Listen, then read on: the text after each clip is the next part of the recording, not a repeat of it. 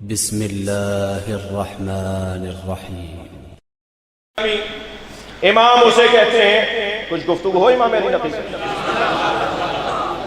سب بسم اللہ نہیں بول رہے، میں کیا کروں؟ امام اسے کہتے ہیں جو حالات سے متاثر نہ ہوتا ہو۔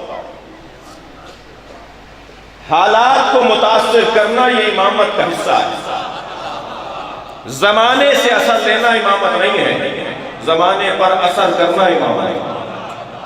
بھائی میں اور آپ جس دروازے پر بیٹھے ہیں وہ زمانے کو موڑ کر نہیں دیکھتے ہیں، موڑ کر دیکھتے ہیں۔ اپنے حق میں تبدیل کرو حالات کو، اپنے نظریے پر تبدیل کرو انہی حالات کو، انہی برے حالات میں رستہ نکالو، رخ بدل کے دیکھو، زاویہ تبدیل کر کے دیکھو، تمہیں کچھ اور نظر آنے لگے گا۔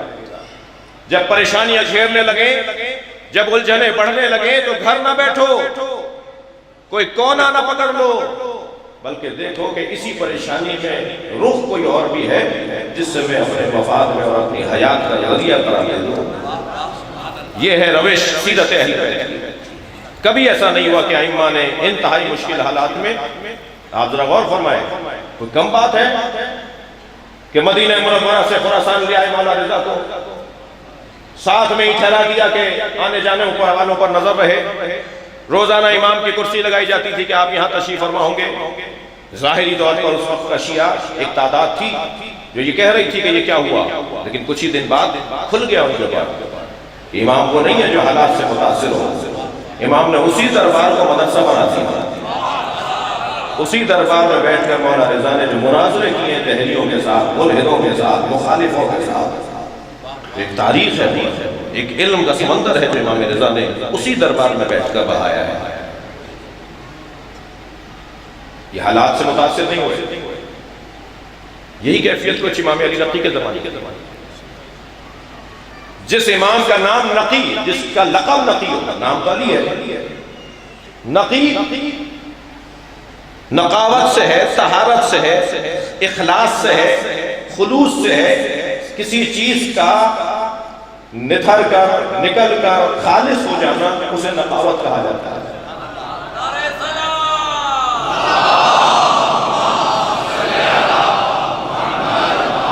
غیر ضروری چیزوں کو، ملاوٹ کی چیزوں کو اگر اس سے نکال دیا جائے، اسے سالم بنا دیا جائے تو اسے نقاوت کہا جاتا ہے۔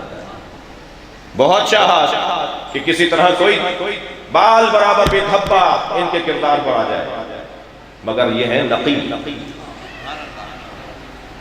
متوکل شراب کے نشے میں دھت نصف شب میں سپاہی بھیج کر امام کو بلواتا ہے، سپاہی حضرت کو گرفتار کرنے کے انداز میں لے کے دربار میں آتا ہے، اس کے ہاتھ میں نوشی کا وہ ظرف ہے، امام کو دیکھ کر کہتا ہے پیئیں آپ بھی۔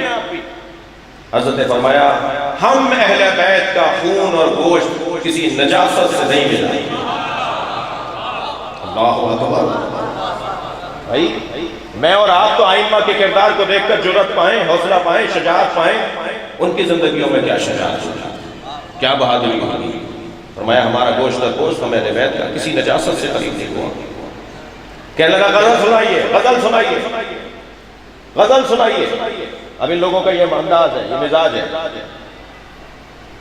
وہ شراب کے نشے میں میرے مولا نے پہلے تو انکار فرمایا، ہم شاعر نہیں ہیں۔ کہنے لگا جانے نہیں دوں گا جب تک غزل نہیں سنائیں گے۔ اب میرے مولا نے فی البدیع ایک نظم کہنا شروع کیا، کوئی 14 اس کے اندر شعر ہیں، کوئی کہہ لیجئے کہ 28 اس کے اندر مصرے ہیں جو امام نے اس وقت فی البدیع کہنا شروع کیا، اور جیسے جیسے امام کے اشعار بڑھتے جا رہے تھے ایسے ایسے اس پہ کب کبھی داری ہو رہی تھی، اور ایک ایسا وقت آیا کہ اس کے ہاتھ سے وہ شراب کی بوتل چھٹی، زمین پر گر کے تڑپنے لگا، اور آواز دے کر سپاہیوں کو بلایا، لے جاؤ انہیں واپس پہنچا کراؤ۔ ان اشعار میں سے ایک شعر سن لیجیے آپ کو، اس نے کہا سناؤ۔ حضرت فرمایا باتو علی القلل، باتو علی قلل الجبال تحرسهم، صلوات پڑھے ذرا محمد وآلہ۔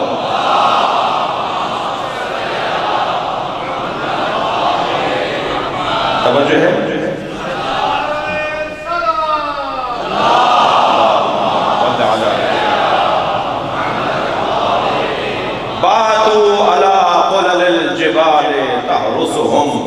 کتنے ہی لوگ ہیں جنہوں نے پہاڑوں کی چوٹیوں پر محل بنائے اور پوری زمین اور پورے شہر سے اوپر ہو کر اونچا ہو کر رہتے تھے اور سارے شہر کو اپنی نگاہوں میں رکھتے تھے. وہ اس انداز کی زندگی گزارتے تھے. وَالْقُ رِجَالِ فَمَا أَغْرَتَهُ الْخُلُودُ. مگر کچھ ایسا بھی وقت آیا کہ وہ اونچے اونچے محل ان کے کام نہیں آئے. وہ بڑے بڑے مکانات ان کے کام نہیں آئے. توجہ چاہوں گا امام کے. ناداہم صارخ من بعد ما خبروا.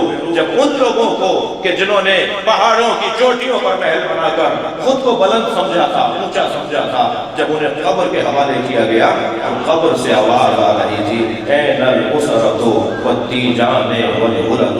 کہاں ہے وہ تاج, کہاں ہے وہ تخت, کہاں ہے وہ فاخرہ لباس. تمہیں اب مٹی میں آنا پڑا, یاد کرو کہ سب کو یہی آنا ہے.